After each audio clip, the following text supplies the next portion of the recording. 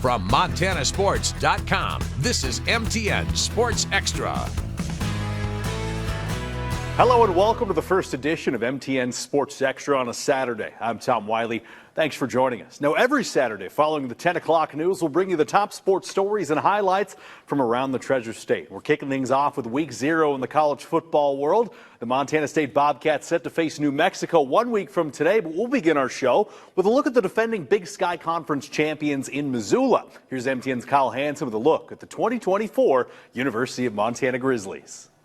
Hey everyone, Kyle Hansen here at Dorn Blazer Field in Missoula as the Montana Grizzlies have been practicing and prepping here in training camp for the 2024 college football season as the reigning Big Sky Conference champions are looking to make a repeat run to Frisco, Texas.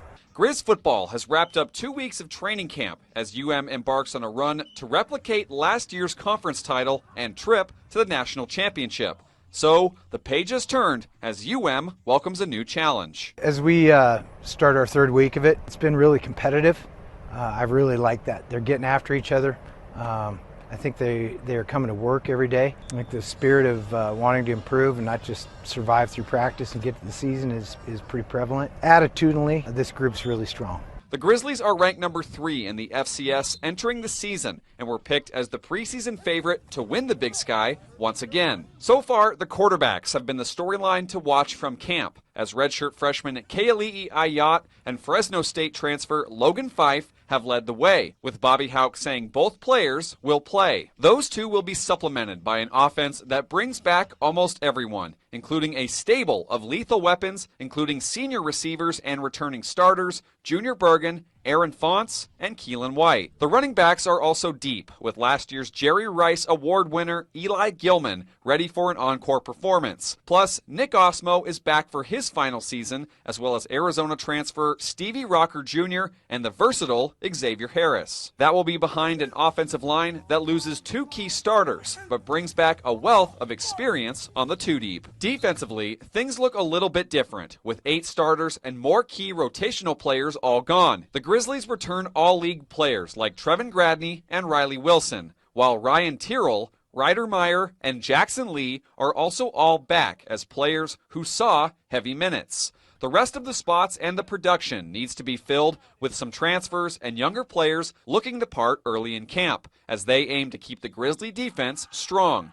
But camp is sorting all of that out as the Grizzlies shape their lineups. We got a few more days of heavy fundamental work. This is an opportunity to do that. You don't get to do it a ton during the season. More fundamentals, keep making sure everybody understands and keep bringing young guys along and all the different things you get to do when you're in fall camp. Training camp for Montana will wrap up next week, and then they'll transition to game week prep as they get set for the opener here in Missoula on August 31st against Missouri State. Reporting in Missoula, Kyle Hansen, MTN Sports. The Grizzlies were picked to win the league by both the coaches and the media after a national runner-up finish, but Montana State received several first-place votes in both polls with a very experienced returning core. MTN's Grace Lawrence takes a closer look at the Bobcats in Bozeman. MTN Sports' Grace Lawrence here outside Bobcat Stadium because fall camp is winding down for Montana State as their attention begins to turn to week 0 and their matchup at New Mexico. The phrase they're taking into this season is to go 1-0 every day, remain focused on the task or the opponent directly in front of them. I think we got a group that's demonstrated a focus that we need. Living in the moment, living day by day. I'm sure a lot of the guys spoke to, the 1-0 mentality each day and not getting far ahead of ourselves. And we've lived in that world going back to January when this team essentially started. This team is led by 23 seniors who are looking to leave it all on the field. The brotherhood is just unmatched, honestly. Just all of us going in the locker room and the camaraderie that we have is just second to none, really. All these older guys that have been together, that have played so much football together, that have, endured so many summers, so many winters together, really just give anything for one another, for their success, for their, for their senior year. Last season, the Bobcats suffered 4 losses, 3 of those on the road, and 3 games by 4 points or less. This year, they'll rematch Idaho and Montana at home, who handed them their 2 Big Sky losses last season, as they look for revenge. A lot. I mean, that's pretty much all I think about, so. Yeah, I'm just excited to play those teams again, really.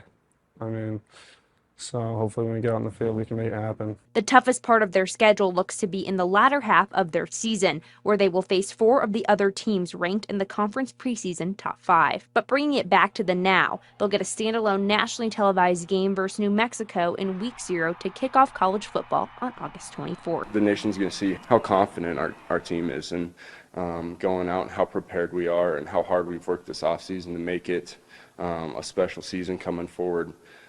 I just hope that we go out there and play fast and play physical like I know we can and make some plays. You know, run the ball, stop the run kind of program. We play super hard and just, hard-nosed, tough, fast, physical football, I would say, is what I want to stand out. In Bozeman, Grace Lawrence, MTN Sports.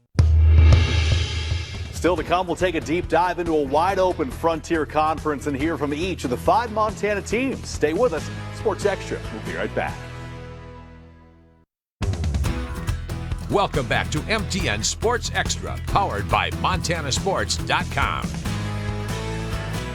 The College of Idaho was picked to win the Frontier Conference in the preseason polls, but there's 5 Frontier Conference teams in Montana, including 3 ranked in the top 25 that might have something to say about that. MTN's Luke Shelton breaks down the league ahead of week number 1.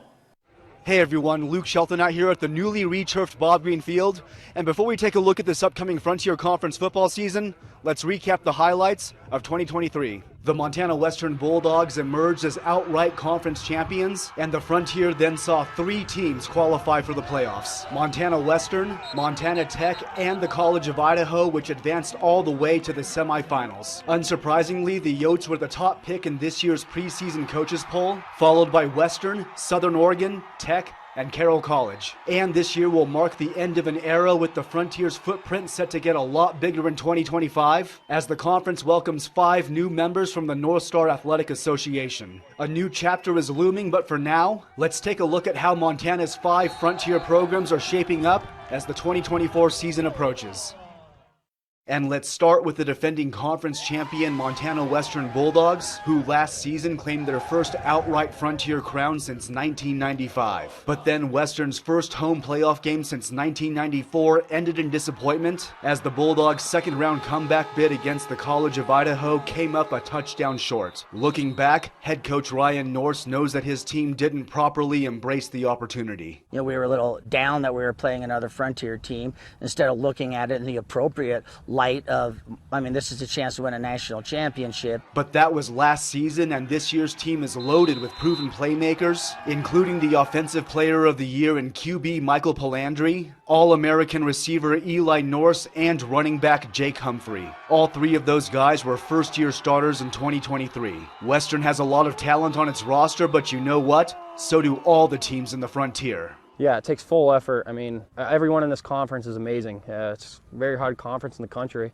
So every week you got to prep yourself enough to win a game and play as a team and just be hungry. And if that backdrop behind Palandri looks new, well, that's because it is. Western's long-awaited on-campus field is finally here and ready to roll for 2024. This field is the future of Bulldog football, and it'll serve as a reminder to keep looking forward. Like I said, new opportunities for us, new field, new environment. So what we got to do is take it a practice at a time and a game at a time, and we don't look behind us. Just take every single day at a time.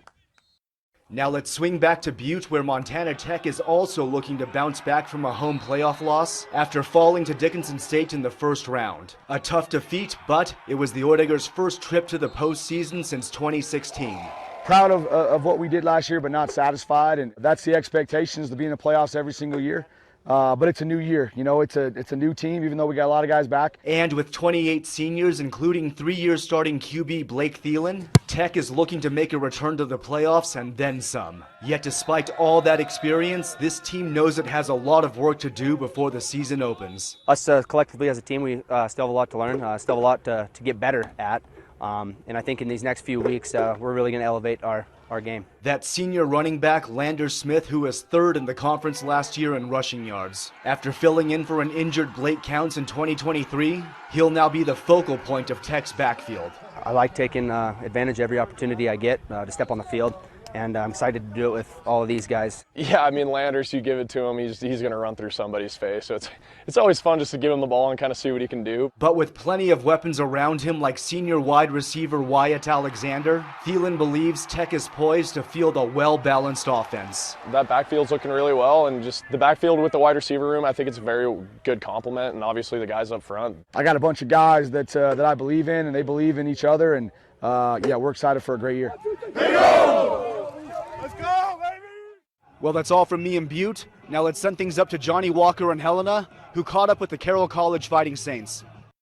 That's right, Luke. I'm at Carroll College's Nelson Stadium, where they've got this brand new turf ready to go for football season. And Carroll will be putting that new turf to good use early this season, playing 5 of their first 6 games at home. Oh, it's exciting. Never happened before.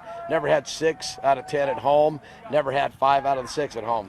So yeah, we got to take advantage of it and play well early, and play well in the middle and play well at the end. So you know what I mean. Coach Purcell says that part of playing well for the Fighting Saints this year will involve getting more explosive on offense. The unit averaged just over 300 yards per game last season, the second lowest average of any Frontier team. Senior Jack Perka will quarterback Carroll's offense for the 4th straight year. Perka says an influx of athleticism should help the Carroll offense become more explosive. Oh, for sure. Athleticism-wise, yeah, we've definitely improved in that. And that's not a knock on our old guys. I'm hyping up these guys. You know, I'm really excited for this next season.